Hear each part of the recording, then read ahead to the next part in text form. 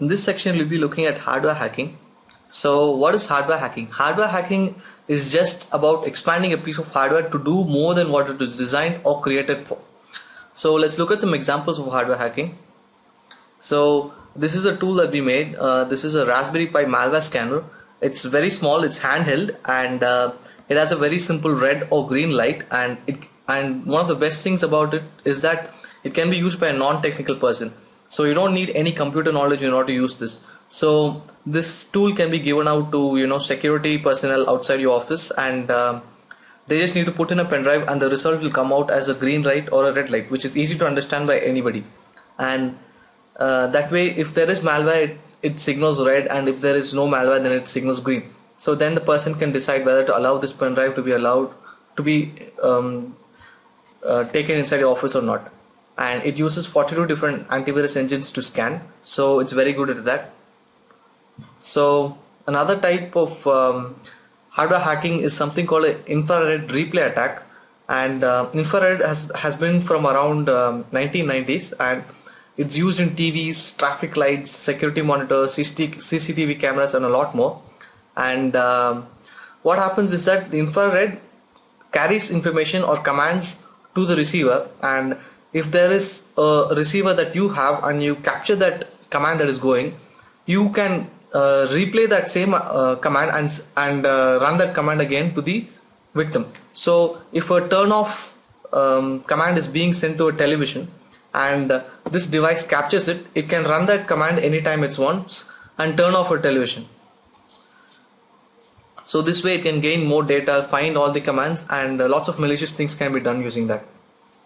So many of you might have come across something called electronic locks, and although they are very secure in the physical level, they have hidden ports like USB or RJ45 ports, and they are not brute force protected. So in a normal lock you won't be able to do more than, let's say, 5 attempts in 30 seconds, but in these ports you can do as many attempts as you want, and you can crack it very easily. And the brute force script does not need to be loaded into a laptop or anything like that. It can be loaded into a small device like a Raspberry Pi or a very small teensy and all these small devices.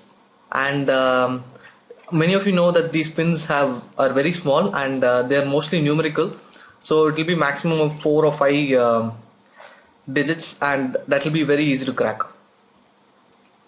There are some door locks which make use of RFID tokens, and these can be very easily cloned. And what an attacker can do is he can just put his cloner right next to the original RFID card, and that will take a copy of this, and with that the attacker can simply bypass these RFID based locks.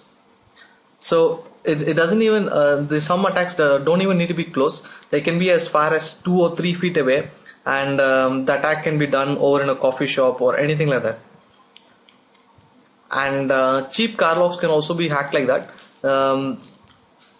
They make use of short range radio transmitters, and the transmissions that are being sent, just like in the infrared replay attack, can be intercepted and replayed, and the car can be opened.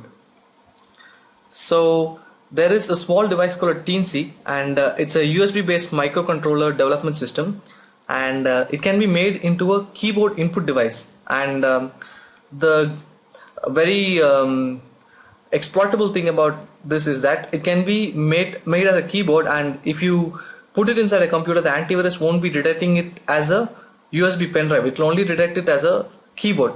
So what it will do is it will act as a keyboard and do all the malicious commands.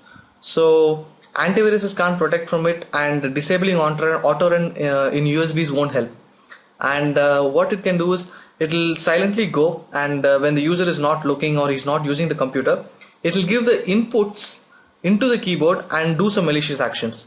So the some things that can be done is can add an admin user, it can change the default DNS server, it can make a wireless rogue AP point, it can enable RDP and telnet, which is very, very dangerous. The attacker can just come in through RDP and take all the data. It can download and execute an exe. It can run a Metasploit reverse shell, and it can run a keylogger and a lot more.